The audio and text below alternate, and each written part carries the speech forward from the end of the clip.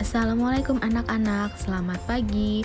Apa kabar semuanya? Semoga kalian sehat selalu dan selalu semangat ya walaupun kita belajar di rumah. Hari ini bertemu lagi dengan Ibu dalam pelajaran Bahasa Indonesia. Sebelum Ibu mulai, marilah kita membaca basmalah. Bismillahirrohmanirrohim. Untuk materi hari ini kita akan mempelajari struktur dan kaidah kebahasaan teks berita. Tujuan pembelajaran hari ini yaitu untuk menelaah struktur teks berita yang didengar dan dibaca dan menentukan kaidah kebahasaan teks berita yang didengar dan dibaca. Struktur teks berita biasa kita kenal dengan istilah piramida terbalik. Di situ ada 3 struktur. Yang pertama kepala berita, yang kedua tubuh berita, yang ketiga ekor berita. Kepala berita berisi informasi terpenting, terdiri dari adik Simba atau 5W plus 1H. Tubuh berita berisi informasi penting, informasi pendukung. Kemudian terakhir ekor berita, berisi informasi yang kurang penting atau informasi tambahan. Oke, selanjutnya Ibu bahas satu-satu ya. Yang pertama, judul berita. Setiap berita harus mempunyai judul, karena judul menggambarkan inti terpenting berita. Judul hendaklah dibuat menarik, ditulis secara singkat, padat, dan jelas. Struktur yang pertama, kepala berita. Kepala berita merupakan bagian awal atau paragraf awal dari sebuah berita. Bagian ini adalah bagian terpenting, maka penulis berita harus pandai merangkai kalimat agar memudahkan pembaca dalam memahami bagian yang paling penting dari keseluruhan berita. Struktur yang kedua yaitu tubuh berita. Bagian ini merupakan kelanjutan dari kepala berita yang dinarasikan secara lebih rinci tentang kronologi dari peristiwa yang diberitakan. Dalam tubuh berita dimuat fakta-fakta yang menjadi pelengkap keterangan dari kepala berita. Struktur yang terakhir yaitu ekor berita. Pada bagian ekor berita atau kaki berita dicantumkan berbagai data yang tidak terlalu penting, misalnya daftar nama korban pandemi corona. Jika dihilangkan oleh editor, tidak terlalu berpengaruh terhadap substansi atau pokok bahasan berita tersebut. Oke, selanjutnya Ibu akan menjelaskan kaidah kebahasaan teks berita.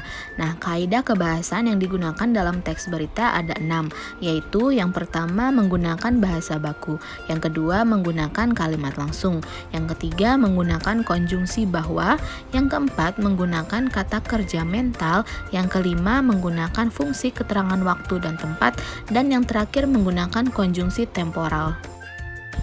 Nah, sekarang Ibu akan bahas satu-satu ya. Yang pertama menggunakan bahasa baku. Bahasa baku lebih mudah dipahami oleh banyak kalangan masyarakat. Dalam menulis berita, bahasa yang bersifat populer atau bahasa daerah hendaklah dihindari karena bahasa-bahasa tersebut hanya dapat dipahami oleh orang-orang tertentu saja. Yang kedua, menggunakan kalimat langsung. Kalimat langsung adalah kalimat yang merupakan kutipan langsung dari pembicaraan seseorang yang sama persis seperti apa yang dikatakan pembicara. Kalimat langsung ditandai oleh 2 tanda petik ganda dan disertai keterangan penyertanya.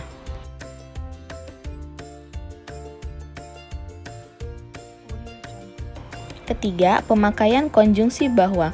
Penggunaan konjungsi bahwa berfungsi sebagai penerang kata yang diikutinya. Hal itu terkait dengan pengubahan bentuk kalimat langsung menjadi kalimat tidak langsung. Contoh, BMKG menyampaikan bahwa gempa hari ini berkekuatan 5,4 skaliter pukul 11:44 menit 14 detik, berpusat di 18 km barat daya Rangkas Bitung, Banten. Keempat, penggunaan kata kerja mental. Kata kerja mental atau kata kerja yang terkait dengan kegiatan dari hasil pemikiran, antara lain memikirkan, membayangkan, berasumsi, berpraduga, berkesimpulan, beranalogi, yakin, khawatir, tersinggung, menerima, menolak, dan sebagainya. Contoh, merasa salah sasaran, seseorang menerima dana BLT memutuskan untuk mengembalikan dana tersebut agar diberikan kepada yang berhak. Kelima, menggunakan fungsi keterangan waktu dan tempat. Penggunaan fungsi keterangan waktu dan tempat sebagai konsekuensi dari kelengkapan suatu berita yang mencakup unsur kapan dan di mana. Contoh, gempa bumi terjadi pada hari Selasa, tanggal 8 Agustus 2020 di Laut Jepara, pagi hari pukul 6:50 waktu Indonesia bagian Barat. Yang keenam, penggunaan konjungsi temporal. Konjungsi temporal adalah konjungsi atau kata hubung yang dapat menerangkan hubungan waktu dari dua hal atau peristiwa yang berbeda. Kata ini termasuk kata hubung yang sangat erat karena berkaitannya dengan waktu, seperti kemudian, selanjutnya, setelah, sejak, awalnya, akhirnya. Sekian pertemuan kita kali ini. Jika ada yang belum mengerti, bisa ditanyakan langsung ke Ibu ya. Sampai jumpa di pertemuan selanjutnya. Jangan lupa untuk like, comment, and subscribe. Wassalamualaikum warahmatullahi wabarakatuh.